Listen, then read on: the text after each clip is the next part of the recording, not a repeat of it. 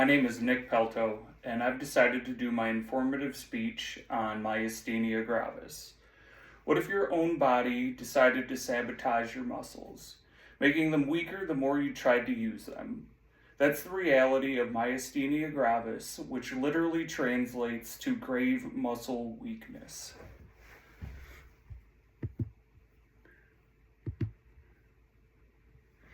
Myasthenia gravis is an autoimmune disease that causes neuromuscular symptoms and issues.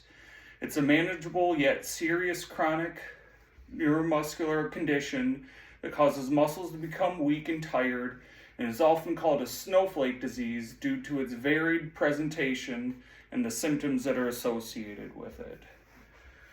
I was diagnosed with this disease 20 years ago, and I wanted to talk to you guys about what happens within the body when someone is affected with myasthenia gravis, what symptoms and diagnosis would look like for the disease, and what treatment options are available.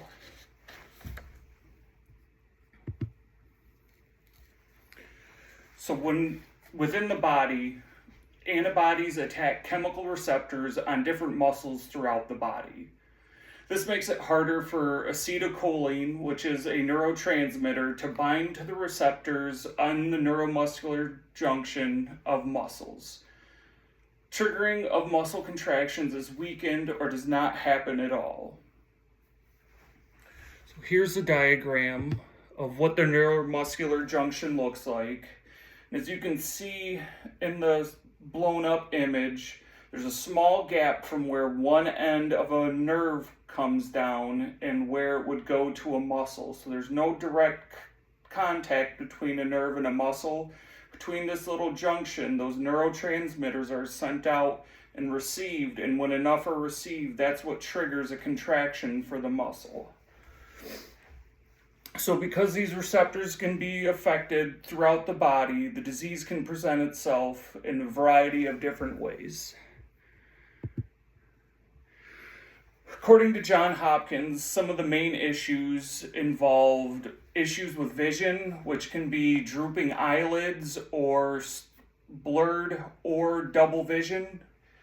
They can be issues where you're not contracting fully in your face, so what should be a smile might appear as a snarl or even crying.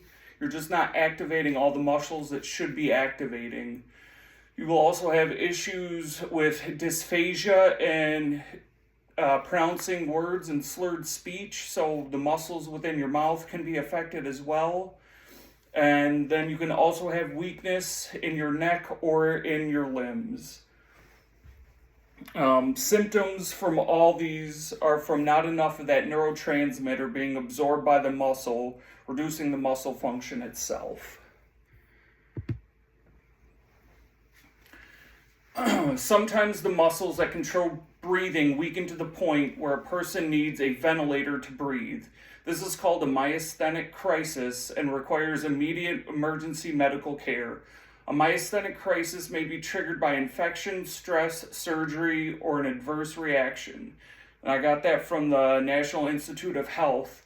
And so what happens is the diaphragm muscle that helps you breathe isn't getting enough of those neurotransmitters, and so it cannot contract to the point that it's helping to assist you with breathing.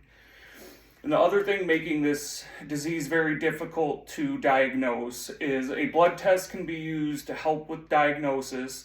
About 85% of people with myasthenia gravis usually have high levels of the acetylcholine receptors antibody in their blood. So even though you may have this disease, you could be in the 15% that would be outside of what that blood test would cover. So now that we've seen how vast the symptoms can be for this disease, the treatment options are just as wide. So the first thing that is important to point out that according to the Myasthenia Gravis website, that there is no known cure for myasthenia gravis, but treatment options are improving, and there are several treatments that can help to keep the symptoms of the condition under control. Medicines are often used to help with this disease, and they are often used in a pair, with one being an immunosuppressant and another being a inhibitor that allows the neurotransmitter to stay in that gap longer. So one medicine is going to take your immune system down to reduce the amount of attacks that those antibodies will have on cells, and then the inhibitor allows for a longer time for that chemical to be in the junction for it to absorb. Since there are fewer spots that the chemical can be absorbed, it helps if it can stay in that gap longer. A thymectomy can be a long-term option. That's where they go in and surgically remove the thymus gland. The thymus gland is where antibodies will go to learn between self and non-self cells within the body. And so the theory is that these antibodies are incorrectly learning, and so removing that gland will then allow for those cells to not be educated incorrectly.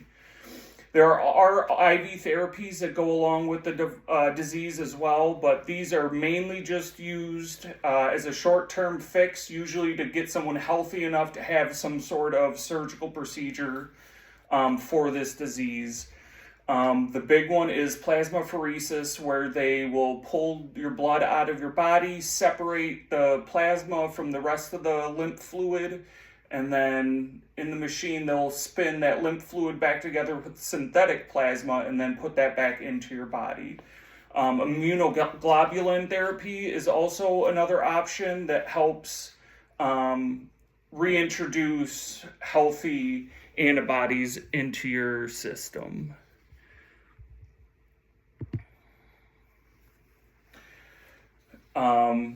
So there's also some newer therapies, according to the Mayo Clinic, that are targeting specific molecules within the cell. And even like most other things with this disease, not all treatment works for everyone. Where a study was done at Yale, and they found that with a lot of these newer drugs that they're still only beneficial for 60 to 70% of the patients. So just keeping in theme, it's a true disease that has no one-fix-all solution. So from this speech, I hope all of you have a better understanding of what myasthenia gravis is, what happens in the body when someone is affected by it, what symptoms can be present with this disease, and all the different treatment options that can be possible to help someone with this disease. And so while myasthenia gravis is a lifelong condition, it is not a life-ending one. With early diagnosis and personalized treatments, the vast majority of people with myasthenia gravis can manage their symptoms to lead a full and active life. By understanding this snowflake disease, where no two cases are alike, we can better support those living with myasthenia gravis and promote continued advancements in care and diagnostics. Thank you. And just to get one more shot of all my audience members.